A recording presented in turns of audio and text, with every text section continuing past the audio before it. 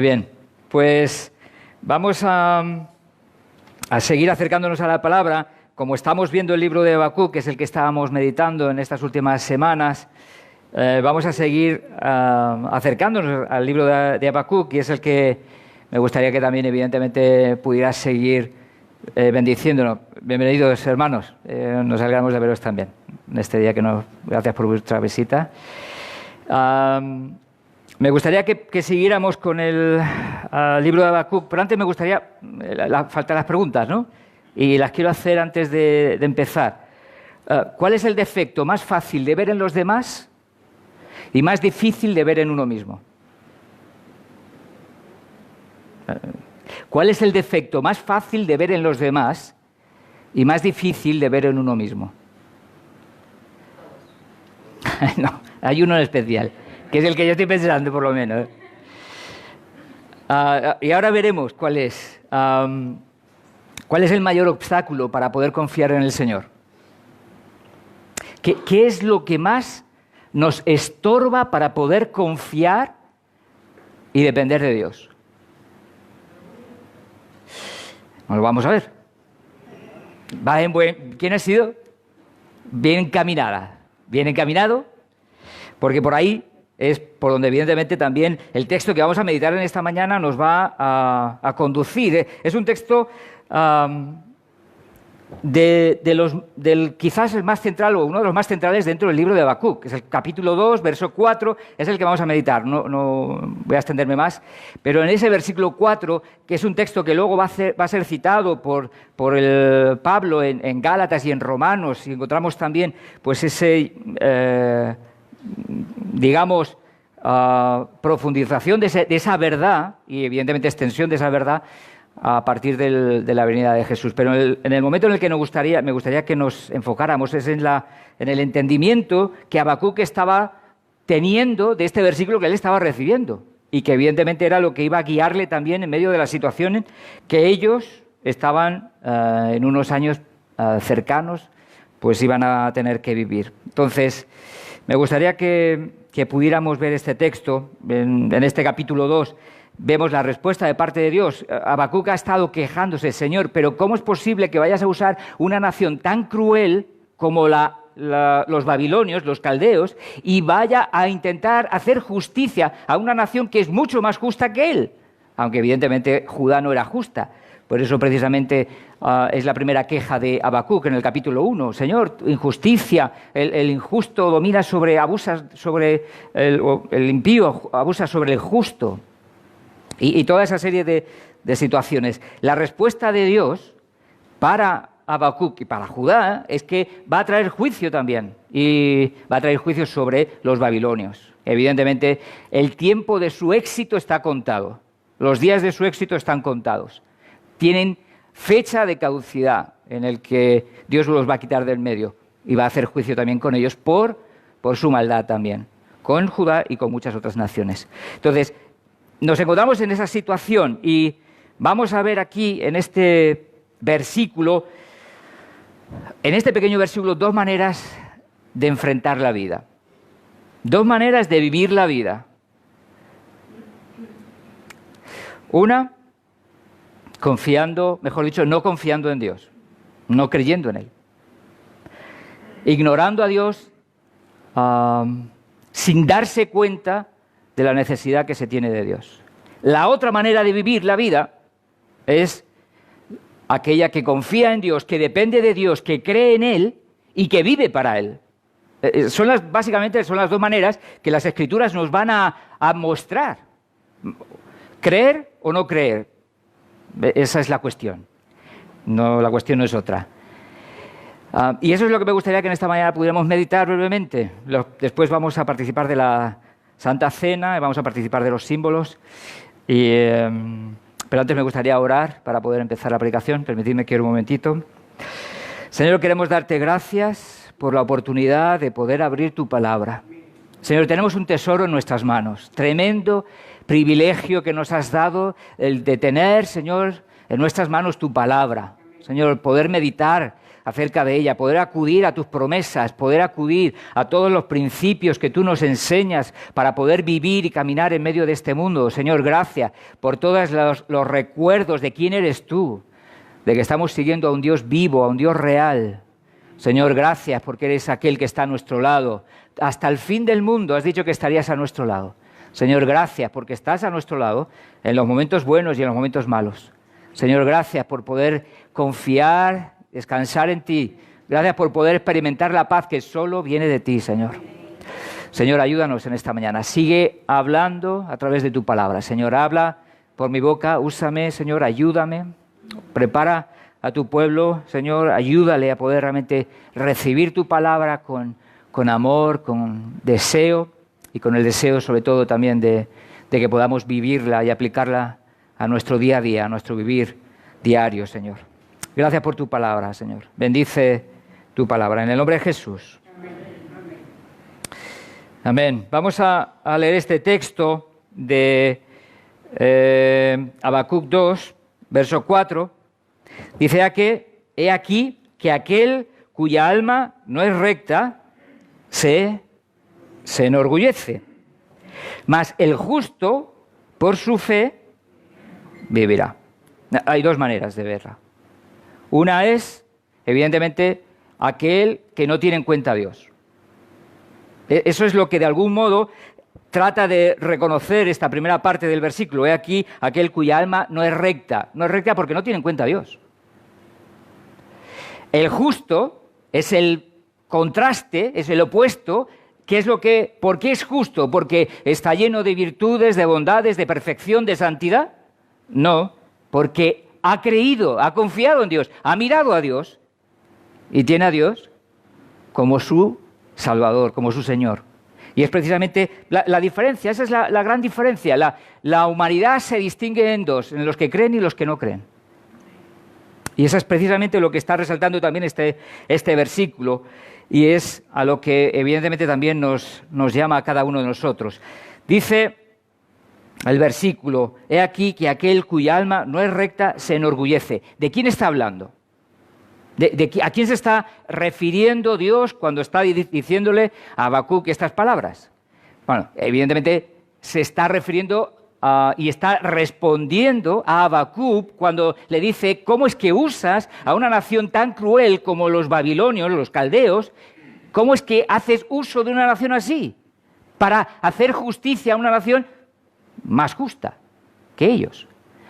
Y el Señor va a decirle, bueno, va a haber justicia sobre sus vidas también, pero ¿qué es lo que está queriendo resaltar aquí? Pues evidentemente que esos que a los que el Señor está utilizando para traer justicia también, y que evidentemente van a sufrir luego más adelante o van a practicar la deportación de Judá, a esos es a los que se está dirigiendo este versículo, y es a ellos a los que está diciendo aquel cuya alma no es recta, y que está hablando de los caldeos, está hablando de esa nación que evidentemente no tiene en cuenta a Dios y que vive de espaldas a Dios, orgullosa, porque esa es el fruto de su alejamiento, su deseo o la razón por la cual no se ha acercado a Dios, ¿no?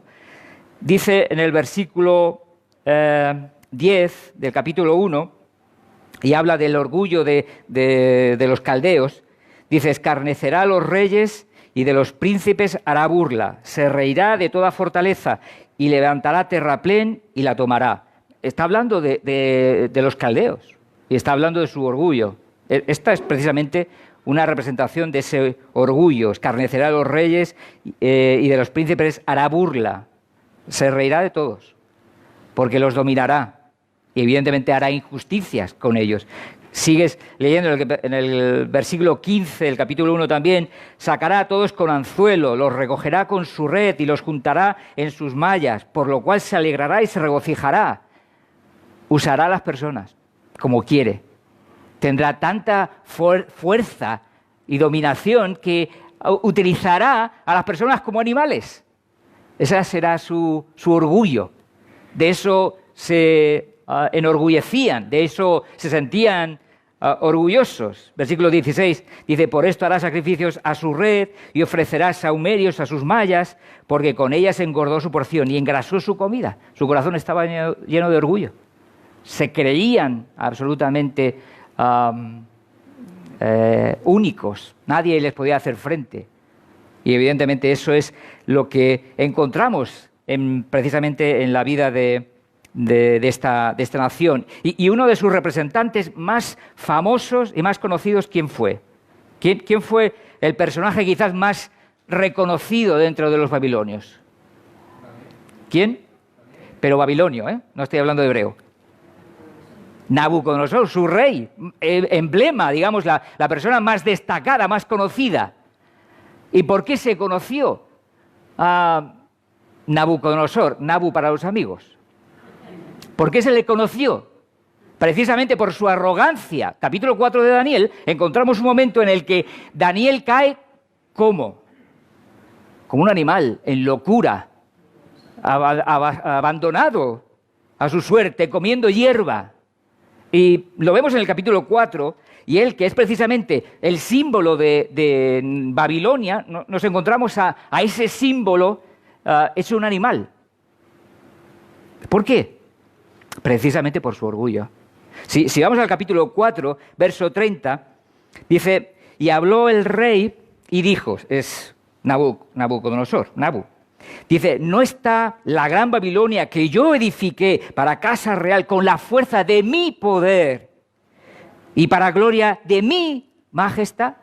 ¿Qué es lo que reflejan esas palabras? Profunda arrogancia, profundo orgullo, que está llevándole a tener que sufrir las consecuencias. Porque Dios responde a su orgullo. Dios le responde. Dice, aún estaba la palabra en la boca del rey cuando vino una voz del cielo. Así a ti se te dice, rey Nabucodonosor, el reino ha sido quitado de ti. Y de entre los hombres te arrojarán, y con las bestias del campo será tu habitación, y como a los bueyes te apacentarán. 7 tiempos pasarán sobre ti, hasta que reconozcas que el Altísimo tiene el dominio en el reino de los hombres, y lo da a quien Él quiere. No es la voluntad de Nabucodonosor, que es lo que él creía, que era su fuerza, su poder, su decisión, que es lo que le había dado la victoria, y por eso pensaba que no había nadie que se le pudiera oponer.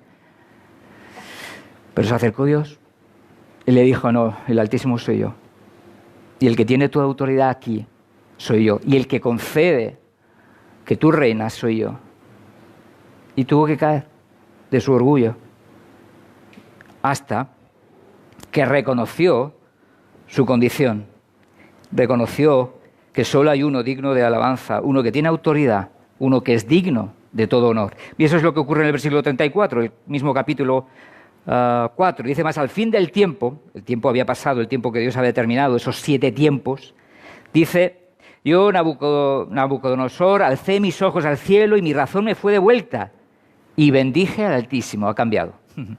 Su orgullo, toda su arrogancia ha sido transformado en un reconocimiento de que Dios es digno de todo honor. Él es el soberano que gobierna por encima de todo. Y el que tiene la autoridad y el que permite y no permite. Esa es precisamente la experiencia de Nabucodonosor. Y dice en el versículo 36, algo curioso al final del versículo, que a partir de ese reconocimiento y esa exaltación de Dios, dice al final del versículo 36, dice, y fui restablecido en mi reino, dice, y mayor grandeza me fue añadida. Encima Dios le bendijo, más todavía, precisamente por su reconocimiento humilde de quién era el rey.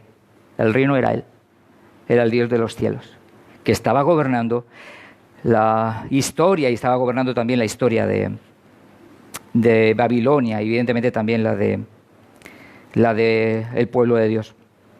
Y nos encontramos con un hombre que el éxito le cegó. Y eso es lo que a veces ocurre también con el ser humano. Nuestro éxito a veces nos ciega, nos impide ver. Y ahí es donde, cuando las cosas nos van bien, tenemos que ser cuidadosos, prudentes. Porque cuando las cosas nos van bien, a veces podemos perder de vista por qué nos van bien. ¿Y quién es el que está bendiciendo nuestras vidas? Porque es muy fácil, porque el problema no era solo de Nabucodonosor o los babilonios o los caldeos. El problema de enorgullecernos puede ser de cualquiera de nosotros, mío. Pensar que las cosas me van bien. Y creo que es una de las necesidades que los creyentes tenemos que tener cuidado, porque ese orgullo de sentirnos que nosotros somos capaces, de que las cosas nos van bien porque hemos hecho las cosas nosotros bien, hemos aplicado los principios que teníamos que aplicar y todo lo que ha ocurrido en nuestro contexto, en nuestra familia, en nuestro trabajo, en medio de nuestro entorno, todo ocurre porque hemos hecho las cosas bien.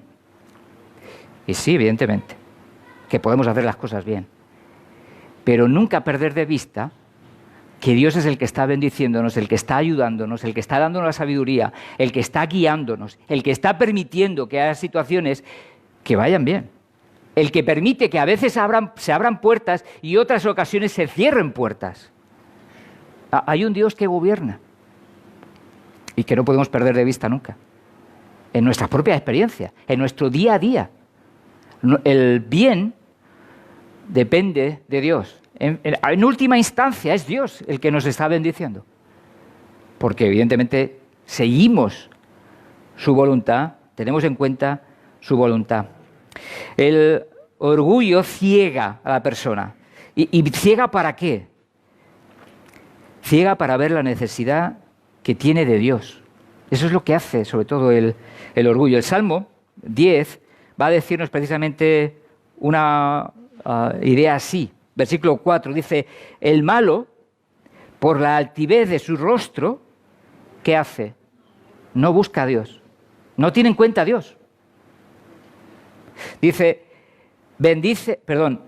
no hay Dios en ninguno de sus pensamientos. ¿Qué es lo que hace el orgullo? Porque de lo que está resaltando el malo, lo está de algún modo identificando con un corazón orgulloso. Esa altivez tiene que ver con el orgullo. ¿Qué es lo que hace el orgullo? Nos ciega, no nos deja ver a Dios. Y eso es precisamente lo que estaba ocurriendo entre los caldeos y está evidentemente ocurriendo en muchos seres humanos que no quieren tener en cuenta a Dios. Están cegados, sus corazones se han cegado. Y eso es precisamente de lo que también nosotros tenemos que tener cuidado, porque tú y yo no estamos libres de a veces cegarnos y dejarnos llevar por nuestros propios orgullos. Y a veces simplemente creer que ya no necesito tanto a Dios. A veces nos ocurre en nuestras propias vidas. A veces un creyente le va bien, deja de tener problemas, todo está fantástico. Bueno, ya no necesito ir todas las semanas a escuchar la palabra, a reunirme con mis hermanos. Hombre, ya no necesito. Hombre, con que yo vaya una vez al mes tengo suficiente. Eso es una expresión de que no necesito a Dios, en el fondo, porque pensamos que la cosa me va bien. No, pero el reconocimiento de un auténtico creyente es precisamente su necesidad de Dios. Lo que encontramos ahí, o lo que encontramos en el ejemplo de precisamente el texto que estamos leyendo, es la necesidad de tener en cuenta a Dios.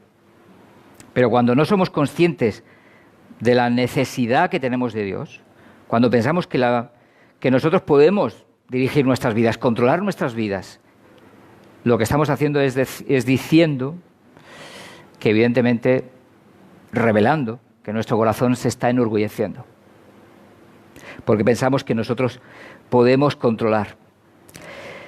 Hoy se nos dice constantemente, confía en ti mismo, ¿no? Constantemente se nos dice por la filosofía humanista de nuestro tiempo, confía en ti mismo, cree en ti mismo, mira en tu interior. Y se nos habla sobre colocar a nosotros mismos, colocarnos a nosotros mismos como el centro de nuestras vidas. Pero la palabra, ¿sabe lo que nos dice sobre nosotros mismos? Que no te fíes de ti mismo, fíate de Jehová, de todo tu corazón.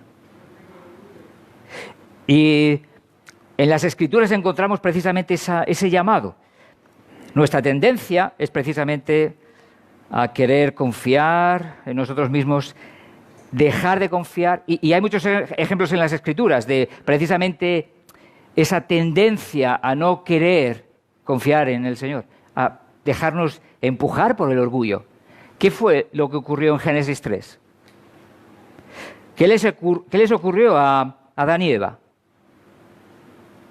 ¿El orgullo les dominó? Al final es la raíz de toda incredulidad, que es lo que al final produce el orgullo. El orgullo lo que produce es al final en nuestros corazones incredulidad. Nos ciega para poder ver a Dios y confiar en Él y depender de Él. ¿Qué es lo que ocurre en Génesis 3? Dice, versículo 4, entonces la serpiente dijo a la mujer, no moriréis, sino que sabe Dios que el día que comáis de él serán abiertos vuestros ojos y seréis como Dios, sabiendo el bien y el mal. Es decir, la tentación de la serpiente es, ya no necesitas a Dios, depende de ti mismo, confía en ti mismo, prueba de eso y ya verás, ya no necesitarás a Dios, ya no necesitarás depender de Él, porque tú lo vales. ¿Y qué es lo que ocurrió? Bueno, sí. Comieron y sufrieron las consecuencias. En las Escrituras encontramos el llamado a que los creyentes sigamos descansando y buscando y viviendo en dependencia de Dios. Porque yo no sé si os ocurre a vosotros, pero yo me doy cuenta que mi corazón fácilmente se puede llenar de orgullo. Alguien viene, salgo de la predicación, hermano, qué predicación más buena. Y tu corazón se puede llenar de orgullo pensando que eres tú. Que es tu sabiduría, es tu inteligencia, es que tú te has esforzado, eres muy listo. John Bunyan, no sé si lo conocéis, fue un autor puritano. Él decía que una vez bajando, después de una predicación, viene un hermano y le dice, hermano, me ha encantado la predicación. Y empezó a alabarle por la predicación y le dice el hermano, dice, ya me lo ha dicho el diablo antes que tú. Porque a veces el corazón se puede enorgullecer, ¿verdad? Muy fácilmente. Qué fácil es cuando uno da, como pastor, yo sé que a vosotros no os pasa, pero a mí como pastor sí me pasa. Qué fácil es dar un consejo y que la otra persona le entre por aquí y le salga por aquí. Y uno no se mosquea. ¿A que tú no te ocurre eso nunca? Pero ¿por qué nos enfadamos? ¿O por qué nos mosqueamos? ¿Por qué nos molesta que no tengan en cuenta nuestros consejos? ¿Por nuestros orgullos? Va a ser que sí. Lo que quiero decir es que esa es una realidad, una lucha que estamos enfrentando todos, tú y yo, y de la que tenemos que ser conscientes, y a la que tenemos que enfrentar, y a la que evidentemente tenemos que enfrentar con las armas espirituales, con la ayuda de Dios, pero que es algo que tenemos que ser conscientes. ¿Os acordáis de Pedro, el apóstol, cuando está con Jesús en Mateo 26? Me gustaría que pudiéramos acercarnos a ese texto, Mateo 26, a partir del verso 31. Está con Jesús y Jesús les está diciendo a los discípulos que Él va a morir y que después va a resucitar. ¿Qué le dice Pedro a Jesús? ¿Qué le dice? Versículo 31. 32. Después de que haya resucitado, iré delante de vosotros a Galilea. Aquí está la respuesta de Pedro. Respondiendo Pedro le dijo, aunque todos se escandalicen de ti, yo nunca me escandalizaré. Ole. ¿Qué estaba haciendo Pedro? Estaba presumiendo de virtud. ¿Era una expresión de humildad lo que estaba diciendo él? ¿Era arrogancia en su corazón? Absolutamente. ¿Estaba mirándose desde la perspectiva de Dios? No. Yo aquí soy más chulo que nadie. Al final, ¿qué es? Es una expresión de orgullo. Todo ese sentimiento de suficiencia, yo puedo, es que yo soy capaz porque yo tengo el poder en mí mismo, es simplemente una expresión de arrogancia, de orgullo. ¿Y eso nos puede pasar a ti y a mí? No, ¿a que no? Esa es la realidad de un hombre que evidentemente también sufrió lo que el Señor le dijo, porque el Señor le dice, bueno, me vas a negar antes de que 3 veces antes de que el gallo cante. Y al final nos recuerda eso 1 Corintios 1:10, ¿verdad? ¿Alguien se acuerda de 1 Corintios 1:10? Si alguno piensa que está firme, mire que no caiga. Al final de cuentas, ¿qué es eso? Es un espíritu de humildad, un corazón sensible, un corazón que reconoce nuestra necesidad, que reconoce nuestra debilidad, porque al final es parte de lo que tenemos que, la manera en la que tenemos que enfrentar la vida. Necesito ayuda. Necesito ayuda. Porque yo solo no puedo vivir a la manera de Dios. Yo solo no tengo los recursos por mí mismo para poder ser aquello que Dios quiere. No puedo transformar mi corazón. Podré dar una imagen. Pero el corazón no lo puedo transformar. Necesito el poder del Espíritu Santo en mi vida. Transformando mis deseos, mis anhelos, mis pensamientos, transformando todo lo que yo soy para que yo me pueda ajustar a la manera de Dios y vivir como Dios quiere, bajo su voluntad. Es parte de lo que el Señor está obrando en nuestras vidas. Una de las cosas que ocurre cuando nuestro corazón se enorgullece es que abandonamos la oración. Es una de las primeras cosas que ocurre en el creyente. Porque pensamos que ya no necesitamos tanto a Dios. La oración, si hay algo que para mí es una de las lecciones fundamentales de la oración, es nuestra expresión a Dios de que le necesitamos. Si yo en el fondo de mi corazón creo que no le necesito, dejo de orar. No busco a Dios en oración, porque pienso que el Señor evidentemente está muy ocupado con otras cosas y yo me voy a tener que espabilar por mí mismo. Pero cuando en mi corazón hay un deseo y un reconocimiento de que Dios me ayude, buscaremos y viviremos en oración. El orgullo nos lleva a dejar de buscar a los santos. También nos aleja. Ya no tenemos esa necesidad de estar con los santos.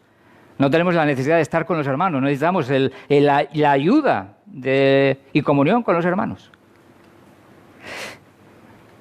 Y a veces nuestros orgullos hasta nos llevan a no querer escuchar el consejo de Dios para nuestras vidas. Hay muchas maneras. Pero por eso, al final de cuentas, una de las cosas que me gustaría simplemente ante este tema que nos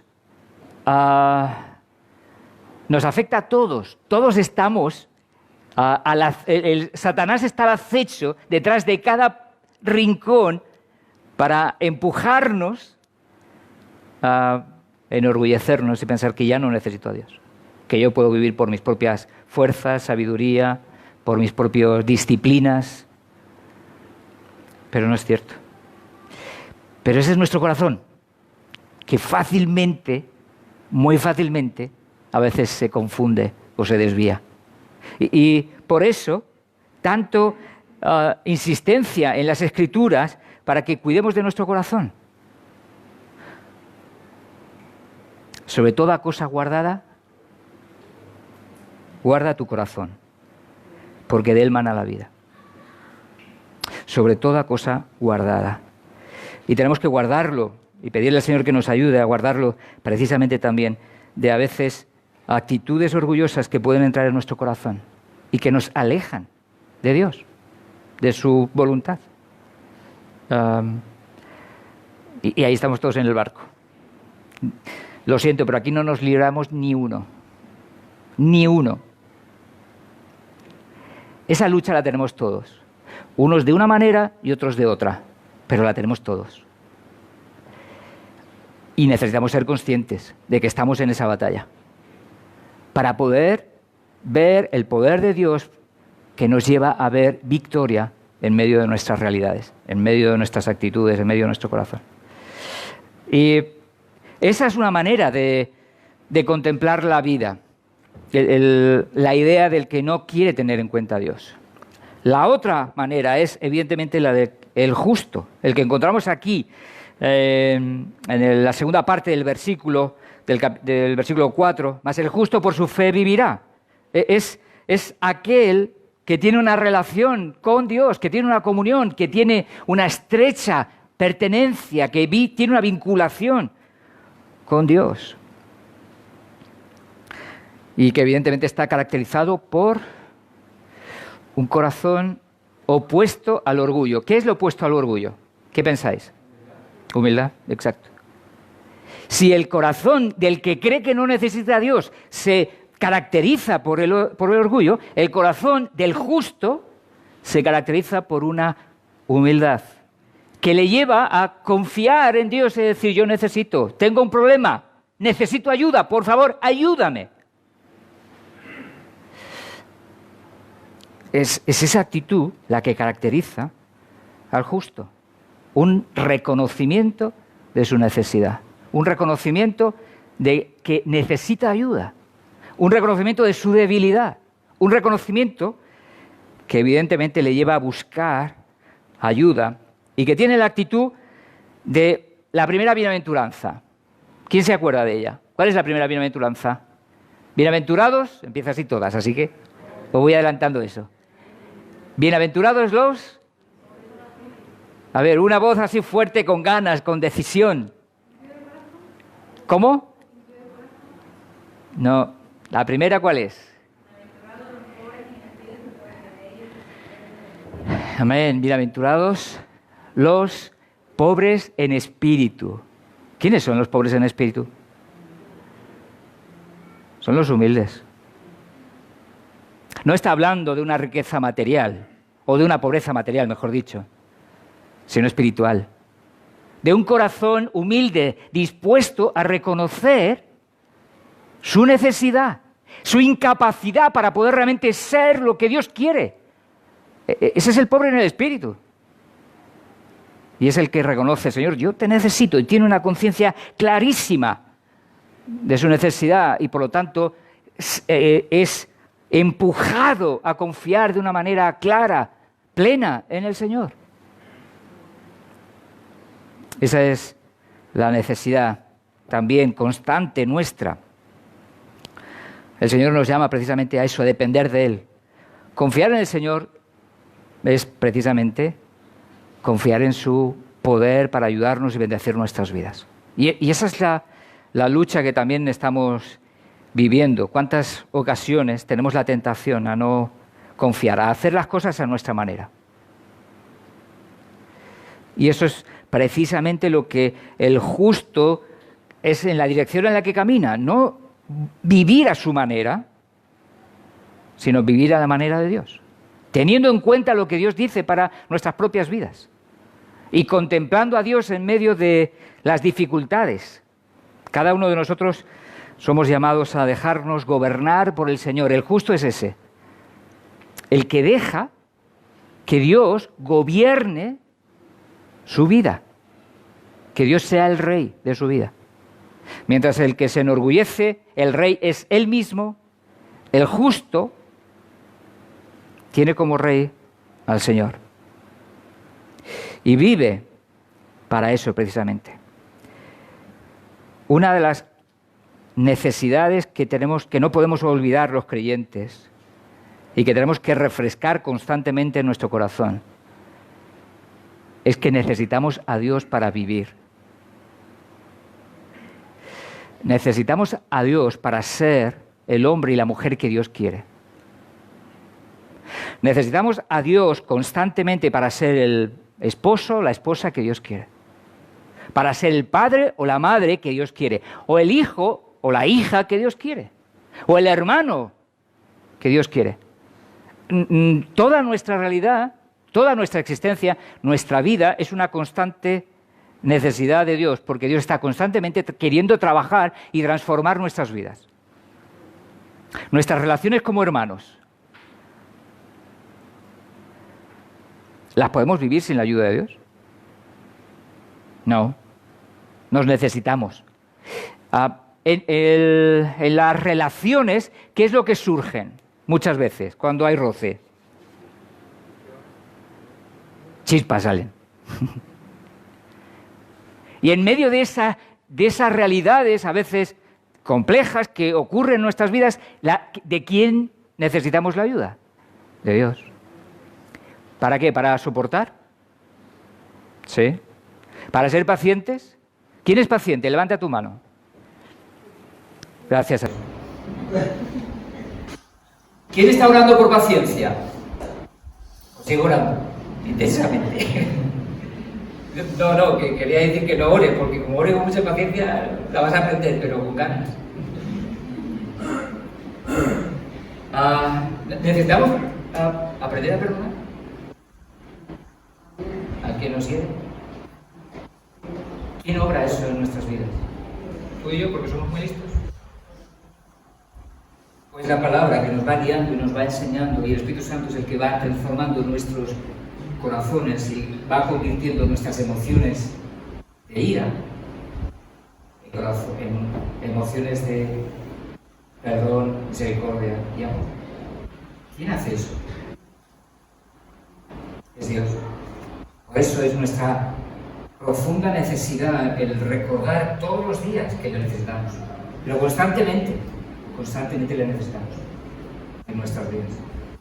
Y eso es lo que el Señor está queriendo recordarnos también. Y en este texto que estamos en Habacuc, nos está recordando, y está recordando también a Habacuc y a todo Judá, que en medio de la experiencia que van a vivir y que les toca vivir, que viene por delante, que es la deportación, ¿qué es lo que tienen que aprender en medio de esa deportación? Cuando estén en Babilonia, ¿qué es lo que tienen que recordar? Y seguir recordando que Dios es su ayuda, que Dios es su fortaleza, aún en medio de las aflicciones, aún en medio de las dificultades. Dios es el que puede ayudarles a vivir en paz en medio de las realidades más complicadas de la vida. Tú guardarás en completa paz. Completa paz. ¿A quién? Porque en ti ha confiado. La paz de Dios no es solo para cuando las cosas vayan bien, especialmente para cuando las cosas van mal. Y es en medio de esas realidades donde los creyentes podemos experimentarla, por la fe, por confiar en Él, por creer que en mi necesidad Dios la puede responder. Y en mi necesidad Él puede ayudarme a fortalecerme, a ser lo que yo no soy, de forma natural, pero que por el poder de su Espíritu Él obra. El Señor nos llama a decidir confiar en Él. El justo decide confiar en Él, decide descansar en Él. Y eso es lo que estaba ocurriendo en la vida de Abraham también. Romanos 4, un texto también muy hermoso, me gustaría citarlo. 4:19 dice: y no se debilitó en la fe al considerar su cuerpo, que estaba ya como muerto, siendo casi de 100 años, o siendo de casi 100 años, mejor dicho. O la esterilidad de la matriz de Sara. ¿Qué es lo que dice el texto el versículo este? Dice que no se debilitó en la fe. ¿Al qué? Al ser realista. O sea, porque ¿qué es lo que estaba haciendo Abraham? Dice, al considerar su cuerpo, que su cuerpo estaba ya 100 años, yo no tengo 100 años y voy de camino, pero todavía no. Y ya debo... Pero él tenía 100 años, y él vio la realidad de su cuerpo. ¿Era realista o no era realista? a veces da la sensación de que tener fe es una cuestión de idealistas. No solo de idealistas, ¿eh? Hay que ser realista, porque la fe nos hace ser realistas. Dice, no se debilitó en la fe al considerar su cuerpo, que estaba ya como muerto, siendo de casi 100 años, o la esterilidad de la matriz de Sara. Era de nuevo realista. Pero ese realismo, ¿debilitó su fe? No, dice que no lo debilitó. ¿Vale? Seguimos con el texto. Dice, tampoco dudó por incredulidad de la promesa de Dios, sino que se fortaleció en fe, dando gloria a Dios.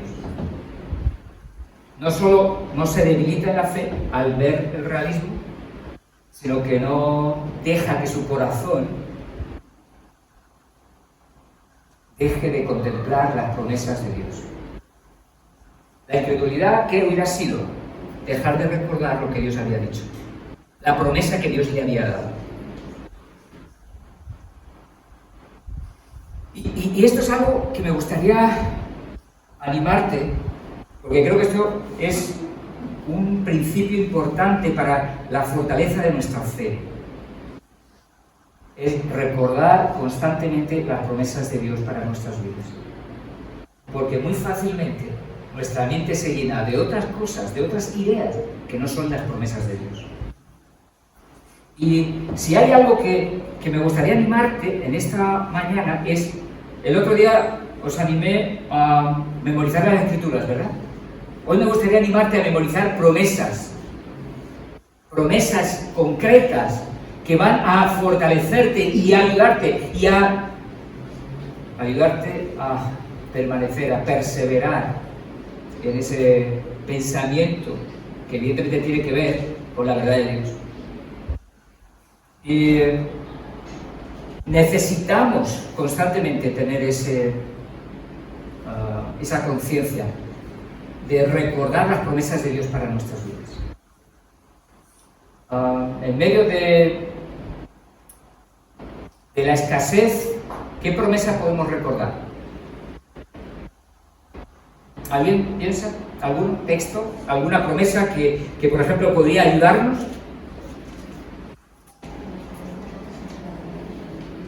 ¿Alguna? ¿Cómo? Por ejemplo, puede ser una. ¿Qué más? ¿Alguna más? Porque es poderoso para darnos mucho más abundantemente de lo que pedimos o entendemos. Muy bien, Efesios. Filipenses. Mi Dios pues suplirá todo lo que os falta conforme a sus riquezas en gloria en Cristo Jesús. En medio de la ansiedad, ¿qué promesas podemos recordar? Por ejemplo, ¿qué más? Hay momentos en los que el temor domina nuestro corazón, ¿verdad? Puede ocurrir. ¿Y qué es lo que nos dice el Señor? Por ejemplo, por nada estéis afanosos, sino que presentéis vuestras oraciones delante de mí en toda oración y ruego, dicen. Vuestras peticiones delante de mí en toda oración y ruego, con acción de gracia. Y la paz de Dios, que sobrepasa todo entendimiento, guardará vuestros corazones en Cristo Jesús. Hay muchas promesas que en medio de momentos concretos de nuestra vida tenemos que aplicarlas y tenemos que recordarlas, porque nuestros pensamientos vuelan y se llenan muchas veces de ideas que no son ciertas, que no son reales, que no son promesas de Dios, que son simplemente expresión de nuestros miedos o de nuestras a veces falta de ver a Dios en medio de nuestras realidades. Eso es una de las cosas que me encanta de este texto que estábamos viendo antes de Romanos. En medio de su realidad, en medio de sus problemas, Abraham estaba viendo ¿a quién? A Dios. Y nosotros necesitamos ver a Dios. ¿Cómo lo hacemos? Por medio de sus promesas.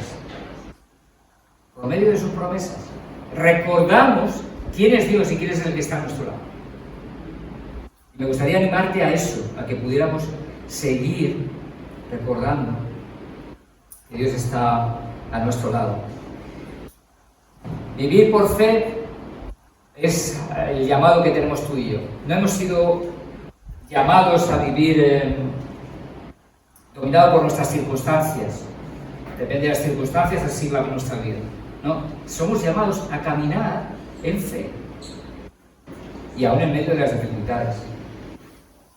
Yo creo que uno de los textos que más nos sorprenden a los creyentes es Hechos 16.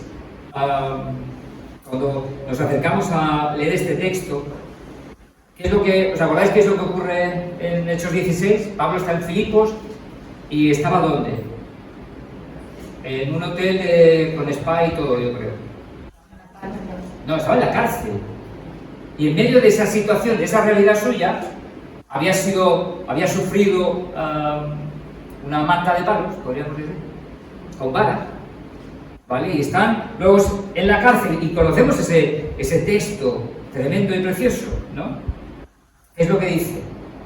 Dice, pero a medianoche, después de todo, estando en el calabozo de más al fondo, en lo más lúgubre, en lo más húmedo, en lo que seguramente no olía mejor, Pablo y Silas, mirad lo que hacen. Pero a medianoche, orando, en medio de su aflicción, se ponen a orar. A veces los creyentes, en medio de nuestra aflicción, lo que hacemos es irnos, alejarnos, en lugar de buscar lo que tenemos que buscar, que es el Señor. ¿Y qué hacen además en medio de su aflicción? Cantan himnos. Cantaban himnos a Dios y los presos los oían. Entonces sobrevino de repente un gran terremoto de tal manera que los cimientos de la cárcel se sacudían y al instante se abrieron todas las puertas y las cadenas de todos se soltaban.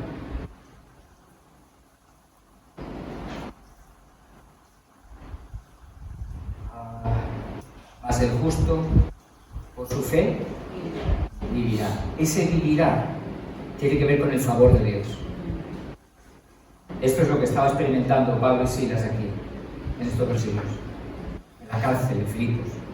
Estaba experimentando el favor de Dios. De dos hombres que confiaban en Él, en Dios, aun en medio de las dificultades, y que su fe estaba ayudándoles a mirar en medio de toda esa realidad suya, compleja, difícil, estaban viendo a Dios. Necesitamos también tener eso en nuestros corazones. Tenemos que pedirle al Señor que nos ayude a seguir así, a confiar en Él en medio de las dificultades, en medio de los momentos agradables, momentos fáciles. En cualquier momento de nuestra vida tenemos que aprender a vivir mirando a Dios, viendo a Dios, aun en medio de nuestras dificultades, pero viéndole. A veces decimos, no, mira, tú aparca tus realidades, aparca tus problemas fuera y ahora entra a la iglesia y adórale. No tenemos que aparcar nuestros problemas fuera. Lo que tenemos que hacer es que ver nuestros problemas desde la perspectiva de Dios y contemplar a Dios en medio de ese problema. Porque eso es lo que Dios quiere hacer con nuestra vida. Y eso es lo que el Señor quiere que aprendamos. ¿Cómo vivir por fe? Estoy ya concluyendo. Orando. Si hay algo que muestra, expresa de una manera clara nuestra comprensión de que necesitamos a Dios, es la oración.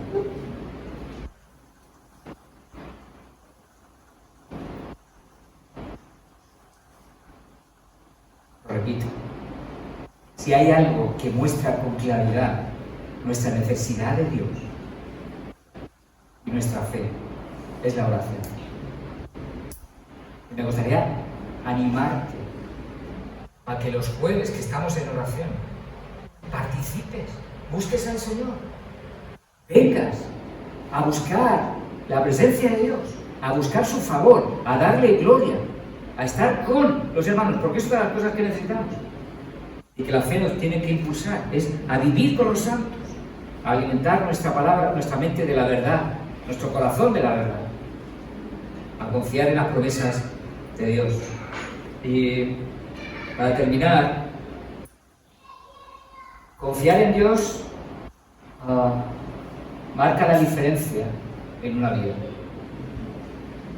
Confiar en Dios es lo que hace la gran diferencia en un corazón, en una vida, en una persona. Eso es lo que dice Jeremías 7. Jeremías 7 encontramos ese contraste también entre el que no tiene a Dios, el que no quiere saber a Dios, y el contraste de aquel justo que busca, ama y sigue a Dios. Es precisamente otra manera de expresarlo, pero lo expresa así, Jeremías 7, versos 17.